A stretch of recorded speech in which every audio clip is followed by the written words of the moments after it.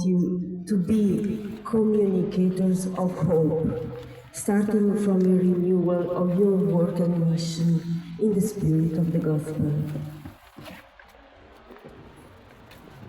Too often today, communication generates not hope, but fear and despair, prejudice and resentment, fanaticism and even hatred.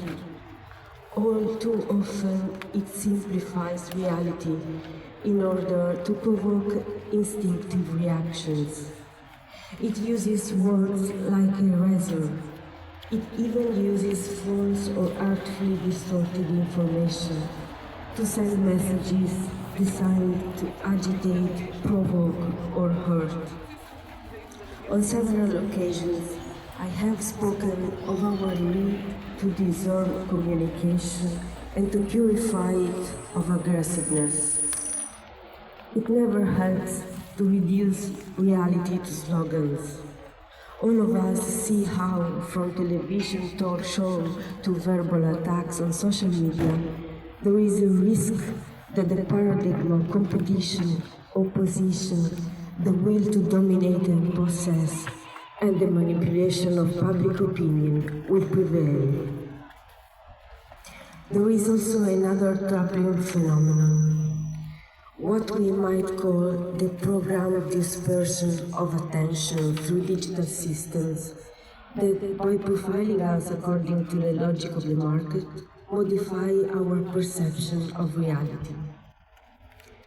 As a result, we witness, often helplessly, a sort of atomization of interests that end up undermining the foundations of our existence as community, our ability to join in the pursuit of the common good, to listen to one another, and to understand each other's point of view.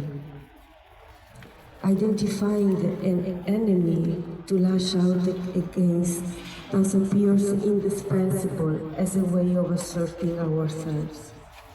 Yet, when others become our enemies, when we disregard their individuality and dignity in order to mock and deride them, we also lose the possibility of generating hope.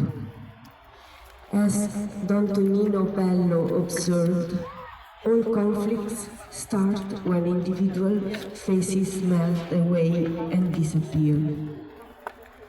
We must not surrender to this mindset. Hope, in fact, is not something easy. George Bonanno once said that only those are capable of hope who have had the courage to despair of the illusions and lies in which they once found security and which they falsely mistook for hope. Hope is a risk that must be taken. It is the risk of risks. Hope is a hidden virtue, tenacious and patient.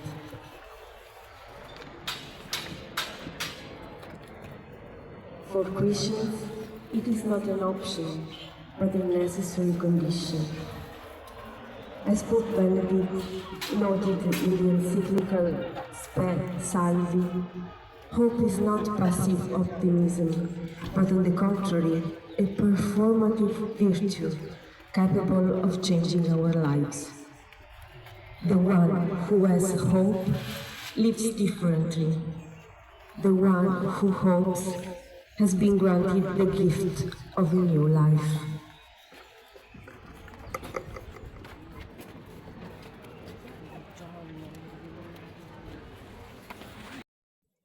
In the first letter of Peter, we find an admirable synthesis in which hope is linked to Christian witness and communication.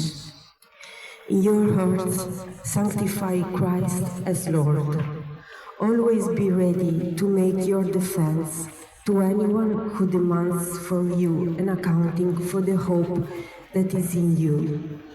Yet, do it with gentleness and reverence. I would like to dwell on three messages messages that we can glean from these words. In your hearts, sanctify Christ as Lord.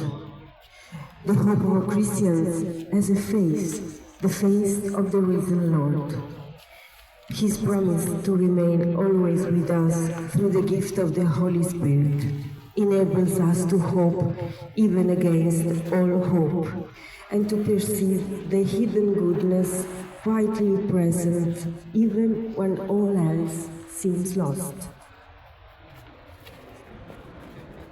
The second message is that we should be prepared to explain the hope